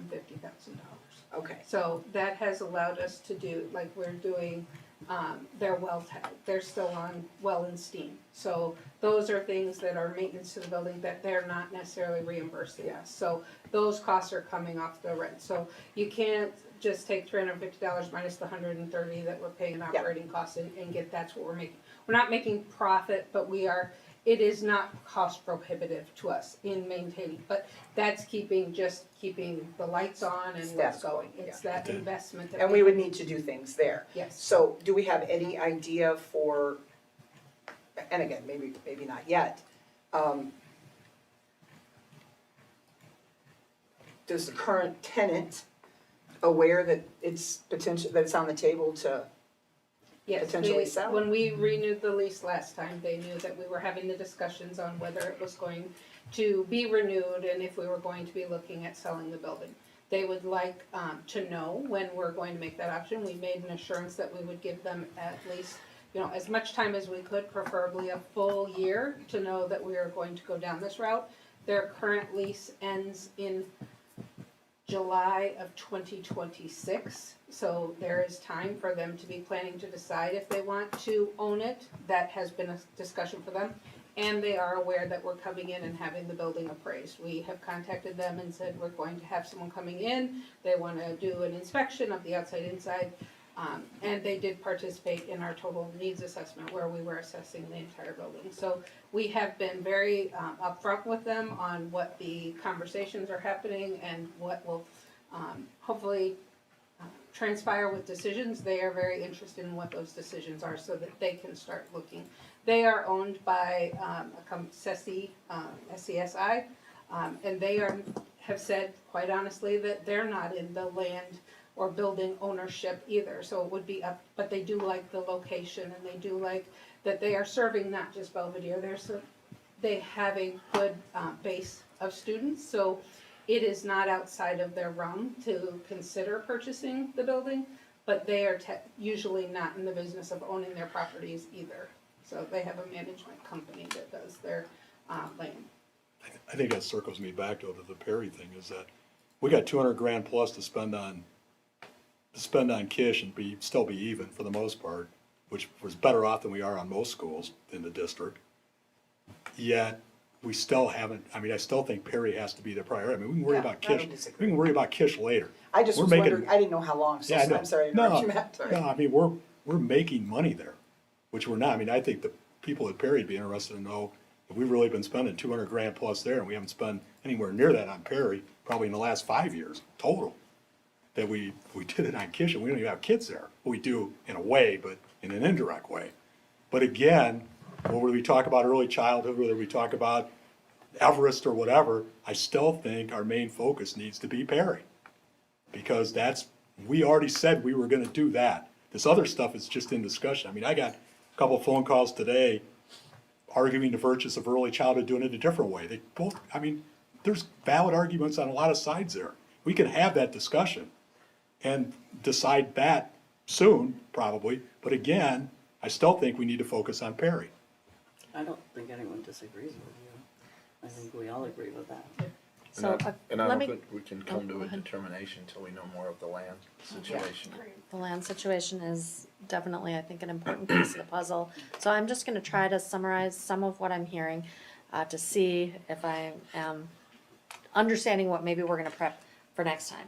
I definitely hear that we wanna make a decision on Perry. I hear us saying that we wanna see further information on an EC center as a standalone, an EC center with Perry, at another site, and a Perry redesigned on site. So more information on those three models. I do just wanna speak to, Tom, your question about EC, and back sort of to what, Megan was saying earlier. I think it's important to note that if we do try to make Perry a two-section elementary, yes, we will pull from some of our other sites and potentially free up some classroom spaces, but it would be challenging, especially if we pursue that first option of families choosing to open enroll into Perry. It's not necessarily going to be, we're gonna take, 5 kids from here and 10 kids from here. We're not necessarily gonna free up FTEs or classroom spaces. We are currently at capacity, anticipating full capacity for that EC, for our EC programs moving into this year. Again, we went many, many years where we didn't offer the amount of spots that we're offering this year, but we do know there's a demand and an ask from our community for those additional EC spaces.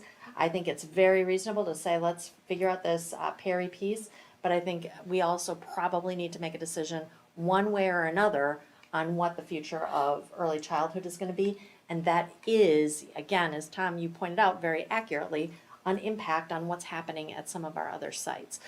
So I do think those are probably both priority pieces. Do you think, Dr. Shug, there is, the board could see the data in relation to early childhood and how many kiddos have expressed interest, but we maybe don't have spaces Absolutely. in relation to placement of those kiddos? I think that would be good information to share as We well. can definitely share that information. I have, I think, an email right now from Dr. Bauman that I could probably forward you with that information.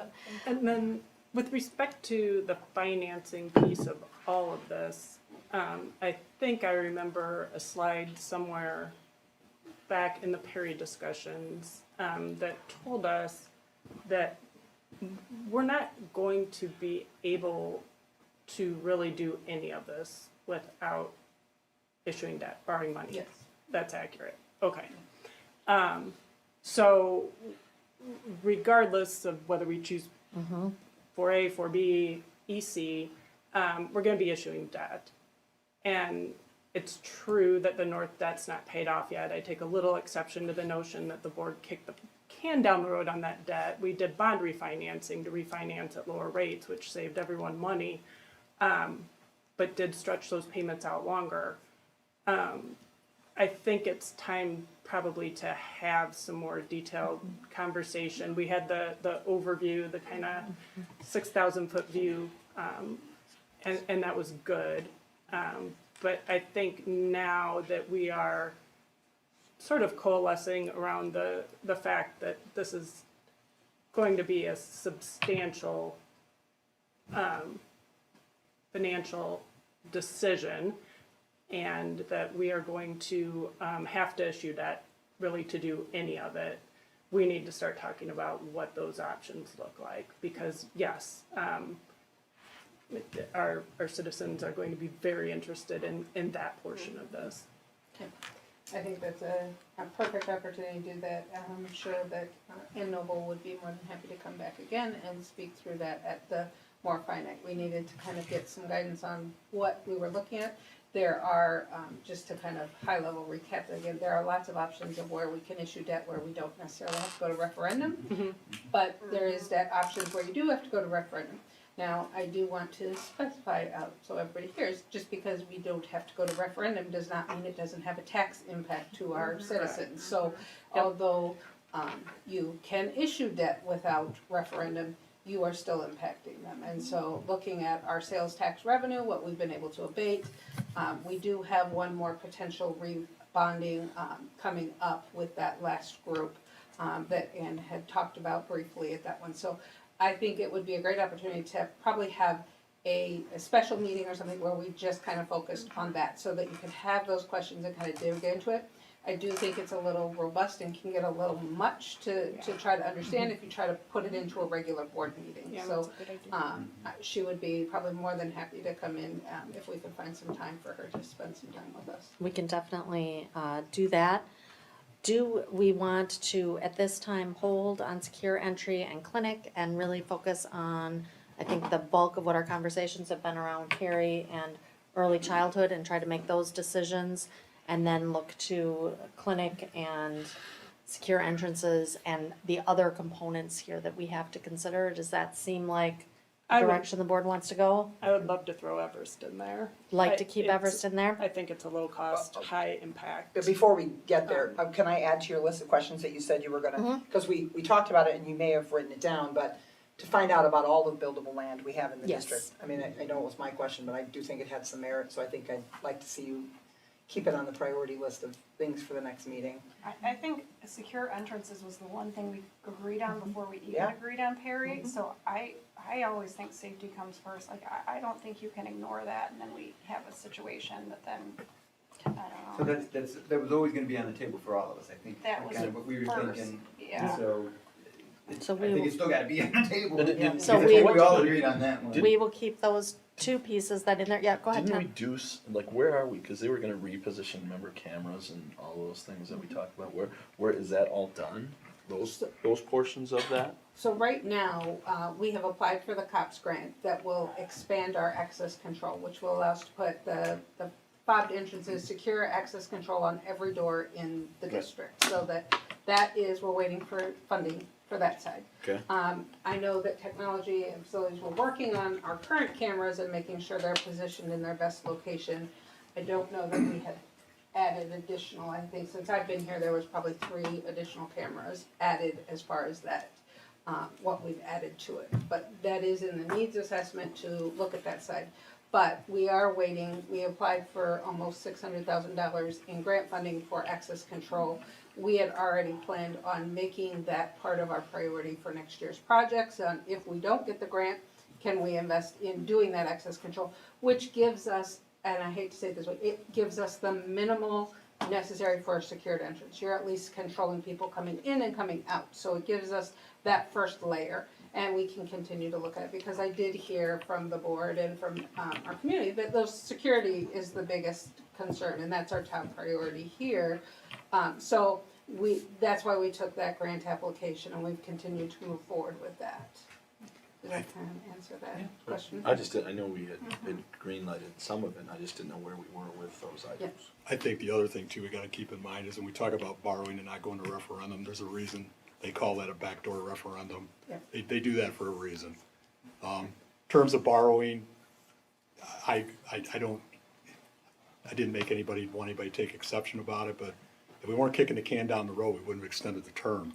We would have taken the lower interest rate and paid it what we were at, but we didn't do that. Also, I think, again, we're adding all this stuff in, and it has a financial impact. And, I mean, we're looking at, let's just say we do Perry, one place, either place, it's gonna cost us anywhere from 20 million minimum to more if we have land acquisition and things like that. And we have to do anything with the land. We don't know that either. We may have a piece of land, we may have to do remediation to the land. It's possible. Not, I don't know, but it's possible. I mean, we'd be talking a lot of money there. And let's just say we throw the EC building in, for the sake of argument too. Now we're up to about 60 million or somewhere in that general area. Our borrowing capacity is getting pretty close to the limit. And I don't think, like I said, I don't like muddying the waters with that stuff until we get done with the stuff we really said we would do first. I'm not saying we don't do it. It's just that I think first things first and see what the financial impact is, see what it's gonna raise the tax rate to if we have to do that. And maybe people wanna do that. I mean, I think people should get an opportunity to weigh in and say, yeah, let's do it. And they may be all for it. And I do think we need to keep in mind the fact that these items will be much less expensive if we do them at the same time. It will be more expensive if we do one project, then a second project, then a third project, and a fourth project. So that is something to weigh here. So with respect to, I mean, I think it's pretty clear, we've been here 2 hours tonight, and I think that's kind of the limit for effective meetings, not calling meeting, but 2 hours is a pretty good amount of time for a meeting. It's clear we're not gonna be able to have these discussions at regular board meetings. We don't have time at regular board meetings to devote the amount of time and attention that we need to do this. So, what are people's preferences to address that going forward?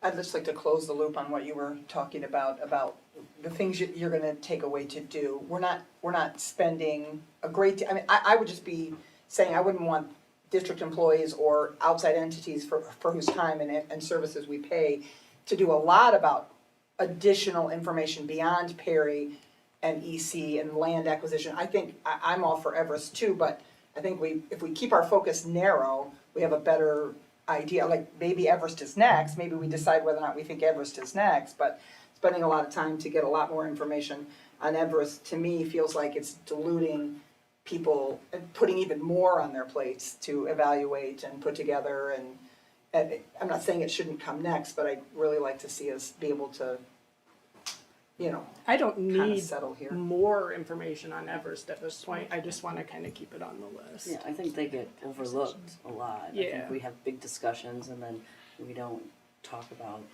Everest, and I think it's an amazing program that we need to expand on. Yeah, so. it's super successful, and it fits right in with academic achievement in this strategic plan. So I would like to keep it on the list. I don't think, I don't need a lot of information.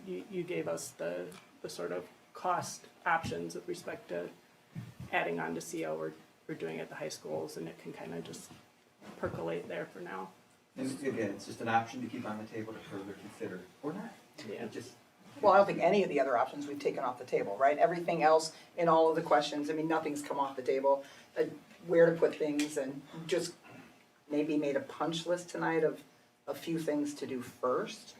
So I don't think we're at risk of, losing track of something. We're keeping everything else on the list for now. Well, and we can take all this back again, and that's what we'll do. We have a meeting scheduled on Thursday. So we'll take all of this back and we'll just sort of reconceptualize all of these tiers around the additional information that we have. I appreciate having the thoughts that, yeah, we still do actively want to pursue Everest, and we still do actively want to pursue these secure entrances. And there's other things that will need to be pursued. I mean, HVAC and roofs and things like that across the district aren't gonna go away. Those are still gonna be on that list. So we will do some work to put all those pieces together. Having a direction makes sense. We can absolutely bring Stiefel.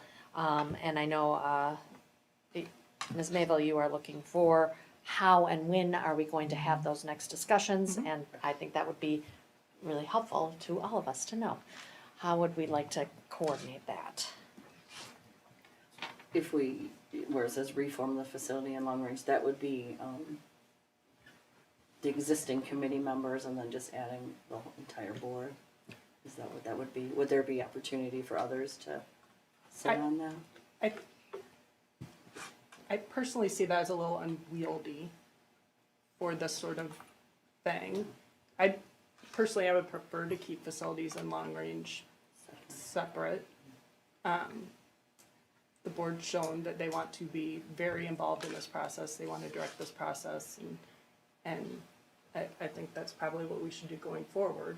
Can people spend another night a month as a committee of the whole for facilities planning?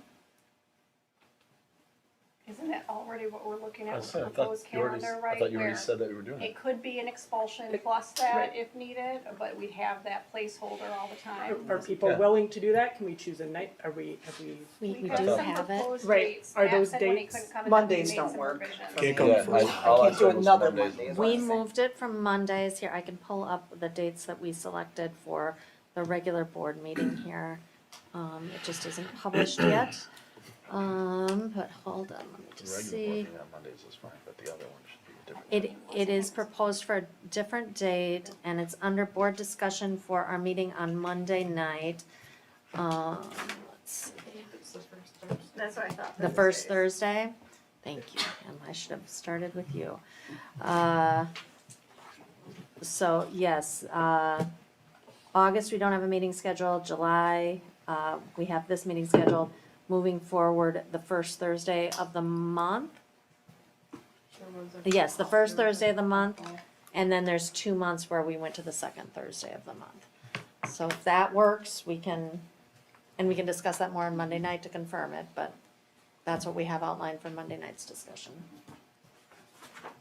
Do people feel comfortable with that? Do you think it's enough? Do you think it will I'm move good us with along? trying to quickly? finalize it on Monday, I next know. week. I mean, I wanna look at my calendar and make sure that I don't have any, I think Thursday's a much better day than Monday, but I would like to have until Monday to look at those dates under the discussion, so that I can just, A, move things if I can, or B, block them out so that I know that I would be able to be at something, same times, but I'll look into all that. So I would say. 5:30 is what we would anticipate Yeah. for those meetings. Willing, yes, but I don't know if I can commit to those dates until next Monday. Anyone else? And we would not need to start those with closed session, so we do capture a little bit of extra time at those meetings as well. Or we probably wouldn't need to start them with closed session unless we were doing an expulsion. Right. Okay. That's great. I have a lot of good information. Amy, John, Andrew, anything you need from the board before we go into our Thursday meeting? I would love to have a bit of feedback on how we answered the questions. You know, just is the level of detail and the clarity, just so when we come back next time, we have a guide. I thought it was clear with the questions, that you guys added specifics in relation to the questions that Okay. we asked in the board, at least for me. Thank you. Yeah, no, I thought that it was great. It was very helpful, the way you organized your thoughts, and very useful. We want it to be useful to you. No, it was good. Okay, thank you. Anyone else? All right, I think we have our marching orders. I really appreciate all the board. I think it was a great discussion tonight, super helpful to us. Good progress. Really appreciate the feedback, so. All right, Alrighty. Do I have a motion to adjourn? So moved. Second. All those in favor say aye. Aye. All those opposed, same sign. Meeting adjourned at 7:32.